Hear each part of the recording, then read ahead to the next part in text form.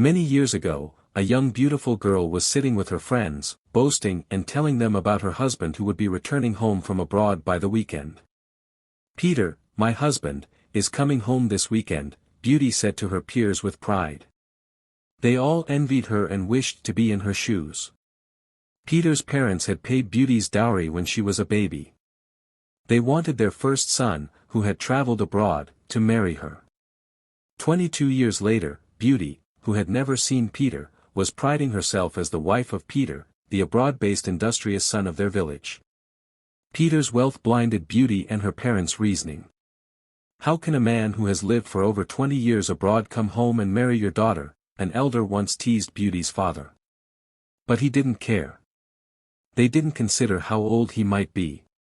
They only cared about how he would return and take Beauty abroad. On the day he was supposed to come home, Beauty and her family invited cultural dance groups.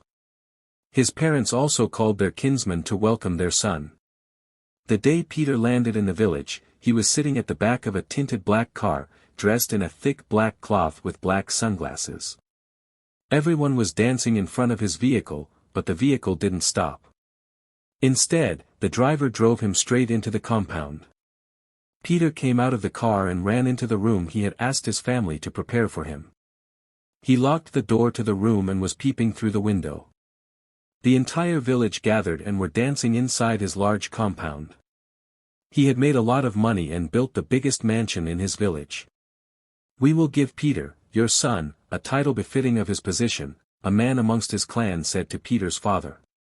They danced and waited for Peter for almost an hour, but he refused to open his door or come downstairs. He was inside his room, peeping through a window blind, avoiding the sunlight. His parents, who were already old, started knocking at his door. "Open the door, my son. Come and greet your people. Everyone is here to welcome you. Even the king sent a representative to welcome you. They even brought Beauty, your wife, to plead by the door." But Peter refused to open the door. When it became dark and all the people that came to welcome him had left, Peter came out to meet his worried parents. He was still wearing his sunglasses. His mother, who was crying, rushed to hug him. He lied that he was scared of the crowd harming him, and that was why he hid until it became dark. Beauty, who was in the kitchen with their housekeeper, rushed to hug him. Peter hugged her so tightly and said, "Let's go and see your parents right now." His parents thought it was strange and late to visit anyone, but they didn't mind. Beauty, who was over the moon with joy, did not object.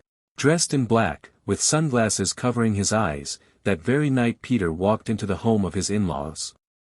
They were so happy to see him. "Why is he wearing dark sunglasses at night?" Beauty's cousin whispered in her ears. But Beauty was carried away by the wads of dollar bills Peter dropped on the table for her parents. They all danced and tried to thank him by shaking his hands, but his hands were covered with black gloves. They still didn't mind. "I will be flying my wife Beauty to the United States tomorrow. Her papers are ready," Peter announced. Beauty jumped up happily, hugging her mother, and everyone started dancing with joy. No one asked him how he was able to prepare papers for Beauty, whom he was just seeing for the first time in years. They all felt they were fortunate. Peter took Beauty home that night and sucked her blood dry. He carried her corpse downstairs at midnight and started digging the ground to bury her. He had to bury her fast before she turned into a monster like himself. He was a vampire. But while he was digging the ground, his parents, who had heard Beauty scream, were peeping through their window and watching their son digging the ground with ordinary hands, with Beauty's corpse lying on the ground beside him. "What is he doing? Is he even human?" Peter's father said, looking terrified. After burying Beauty, Peter covered her grave spot with leaves and flowers. He walked into his room looking younger than he was when he returned.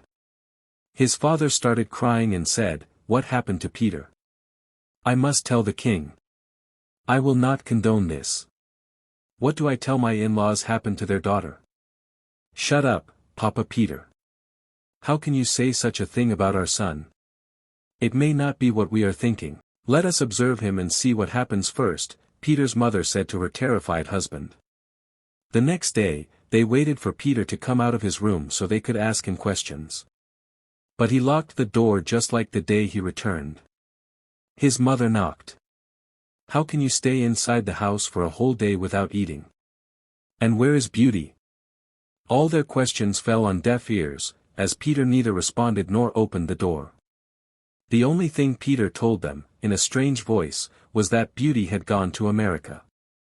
They were shocked because they had seen him burying Beauty. They were still talking when they heard a knock at their door. It was Beauty's parents and siblings. They had come with local foodstuffs to bid Beauty farewell to America. "Where is our in-law and our daughter? We want to give them these things to travel abroad with them," Beauty's mother said, smiling. Peter's parents quickly realized that Peter had lied. Peter and Beauty already left. They were in a hurry so that Beauty would not miss her flight, they said. Beauty's parents were a little disappointed, but still overjoyed that their daughter had traveled to America. They stayed for a while and left. It wasn't long before the news of Beauty's journey was all over the village. Everyone envied her and wanted to be like her. So Peter only came home to pick Beauty. "Beauty is so lucky," her friends said, envying her. Peter came out at night again and lied that he was no longer used to walking about during the day. His parents then asked him about Beauty, and he lied, saying, "Beauty has gone to America. I wanted her to go and wait for me. I will join her soon." His parents knew he was lying, but they didn't know what to do. "But you have not eaten since morning," his mother told him. Peter smiled and said he had fruits, adding that people from America hardly ate the kind of food they cooked. He got up and tried to leave the house that night. He wanted to look for food to eat, but his parents warned him not to try it. The local vigilante boys are very aggressive this time around. If you are caught walking about at night, they will hand you over to the police. It will be a disgrace to this family, his father warned. Peter, who had become very hungry, could not sleep. "I do not want to turn anyone in this village into a vampire. Turning them into what I am will expose me," he thought. He only needed someone he could drain of blood and bury to avoid the person coming back to life. So he started walking around their house, looking for the housekeeper. The housekeeper was an elderly woman who came in to cook for his parents every day. Peter, who had become really bloodthirsty, found her washing pots she had used to cook, preparing to go home for the night. Without thinking, he jumped on the woman and devoured her. His parents, who were right behind him, screamed in fear. He turned and looked at them with anger. Just then, a knock was heard on the door. The woman's son was calling out his mother's name. He had come to escort her home as he sometimes did. Peter's parents quickly rushed to the door. The woman's son greeted them and tried to go in, but they blocked his way. "Your mother already left. She said she needed to see Mama Yuke down the road," they lied. The housekeeper's son walked away in doubt. His mother hardly went anywhere after work. But before he got far, Peter suddenly ran past his parents like a breeze, dragged the housekeeper's son inside, and did the same thing he had done to his mother. His parents cried and asked what had happened to him, and why he was doing this to people. But they didn't feel it was necessary to raise alarm and get their son arrested or killed. They covered for him. After all, he was their precious son whom they had sent abroad years ago. How could they turn their backs on him? The next morning, the housekeeper's other son came to ask why their mother did not come home the previous night. But Peter's parents told him that his older brother had come to escort their mother home, pretending to be shocked that they both did not return. They both tried to know what was going on with their son, but Peter had already gone into his room and shut the door as usual. "We are finished. What do we do?" Peter's father asked in panic. "I think we need to speak to Father Jonah. Peter needs prayers, and keeping quiet will destroy all of us," his father suggested in fear. They both prepared and visited Father Jonah. Being devout Catholics, they believed they could pray away the evil in their son. "Peter has changed. He doesn't eat, drink, or leave his room since he returned," Peter's mother said, crying. "But I thought he has returned back to America with Beauty." Father Jonah asked, looking confused. They both looked at each other and said, "No." Beauty returned alone with Peter's friend. "Peter wants to stay here for a while before returning." They lied. Father Jonah smiled and promised to visit them in the evening. They also posted letters they had written to their other 2 children, who were supposed to return in a few days to see Peter, warning them not to come. They were scared that their other children might be in danger if they came home. That evening, Father Jonah came as he promised. But when they went to call Peter, they didn't see him in his room. Peter, who was very bloodthirsty, had gone out to look for what to eat. They told Father Jonah to pray for him in his absence. After praying, they took Father Jonah to Peter's room to pray. Father Jonah did and bid them good night. "Maybe I will come in the morning to see how he is faring," Father Jonah said and left. He was leaving when he saw something like a human shadow run past his car. In their village, only Father Jonah and the king owned a car. So Father Jonah could leave his car on the road in the middle of nowhere as long as he liked, and nothing would happen. "What was that?" Father Jonah asked while parking his car. He noticed that the figure under the moonlight was slowing down. He tiptoed behind the figure and saw it going into Peter's compound. He hid near the grass at the entrance of their house and saw Peter clearly in the light. Peter was carrying what seemed like the corpse of a girl on his shoulder, while his parents were opening the door for him in fear. Father Jonah could feel the evil aura coming out of him. He ran to his car and was angrily driving to the house of the head of security in their village. They needed to confirm what he had just seen on Peter's shoulder. However, Peter, who had noticed that the priest saw him, dropped the body he was carrying and ran after Father Jonah's car. Father Jonah noticed that his car was being dragged backwards and could not move as fast as it used to. That was when he saw the same dark figure pulling his car backwards. "Is that Peter?" Father Jonah said, trembling when he saw him. He drove his car faster and sped off. He started going into the closest compound near him, blaring the horn of his car as a way of calling for help. But the car became stuck because Peter was holding it down. Father Jonah ran out of his car screaming, "Help! Help!" Just then, Peter stretched his hands and scratched him so deeply on his back that he fell down, bleeding from his neck down to his back. Everyone in that compound ran outside, trying to help. They didn't know it was Father Jonah, so they were scared to rush to where he was lying down. Peter wanted to finish Father Jonah so that he would not call his name, but he was also scared of being found out. So he stood at a distance, watching Father Jonah bleed, wishing he would die from the deep scratch he had given him. But Father Jonah kept crying and moaning in pain until the occupants of the compound recognized him. "It's Father Jonah," they all shouted. They tried to help him while asking what had happened to him. He tried to talk to them and said, "I was attacked by PE, but he passed out before he could complete the name. Peter, who had not left, was listening to what he was saying. When he noticed that Father Jonah couldn't call his name, he fled and returned home. They rushed Father Jonah to the hospital, and he was placed on drugs while still unconscious. The youths of the village came out that night, searching the entire forest for the animal that attacked Father Jonah. Meanwhile, Peter got home and became restless.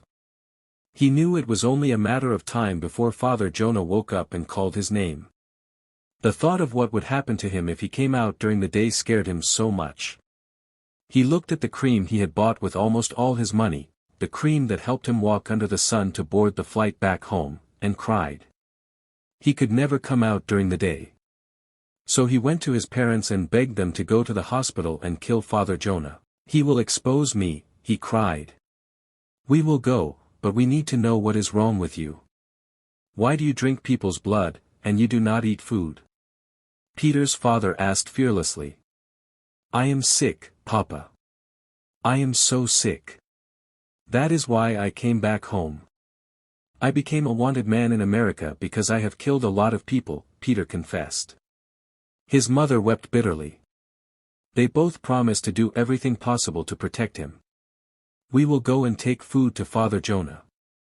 As respected parishioners, our food will be given to him once we get there. We will poison his food," Peter's mother said confidently. Immediately it was morning. Peter's parents were about to leave home with the food they had prepared for Father Jonah.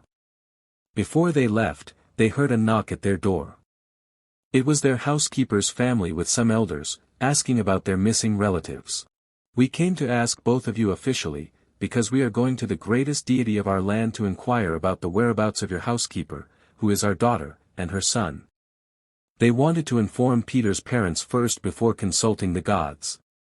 But Peter's parents, who were in a hurry to visit Father Jonah, were not listening to what the visitors were saying. Immediately their visitors left, Peter's parents ran to the hospital. But they were late.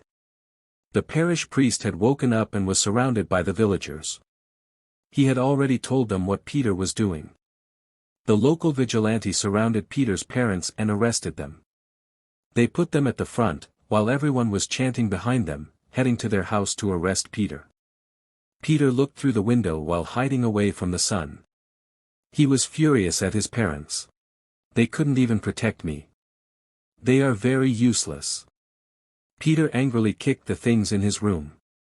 Because Father Jonah had warned that Peter was very dangerous, the youths and vigilante surrounded the house, while the other villagers looked from afar. Peter managed to dodge the sunlight and locked all the entrances into their house. The youths, who were afraid, started shouting for him to open the door, but he refused.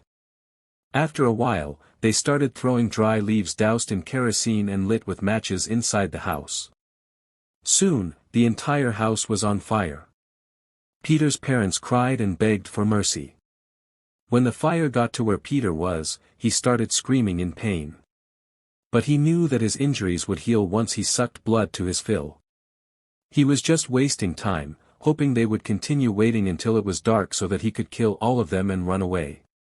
But the fire continued growing, and when it became too much, Peter was seen trying to climb the part of the roof that was dark.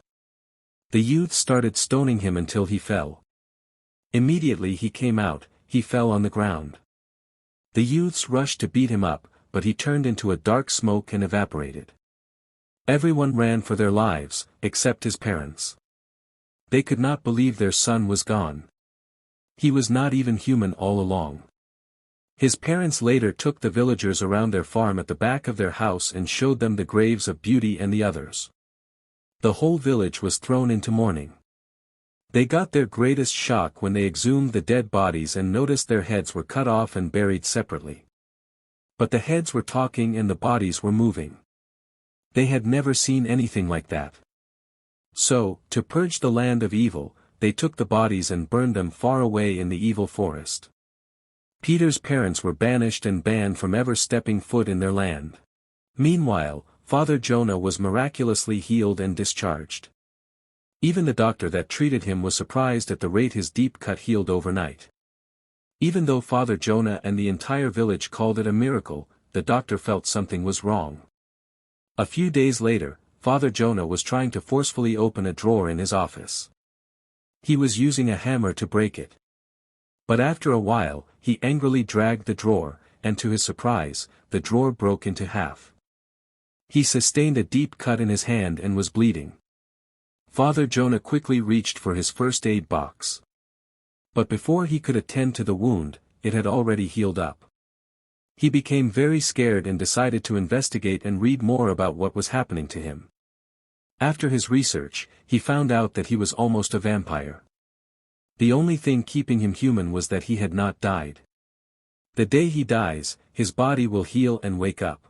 This will turn him into Peter, and he will depend on drinking human blood to survive. Father Jonah was relieved that it would take his death before he could become a vampire. So he wrote to his family and the church.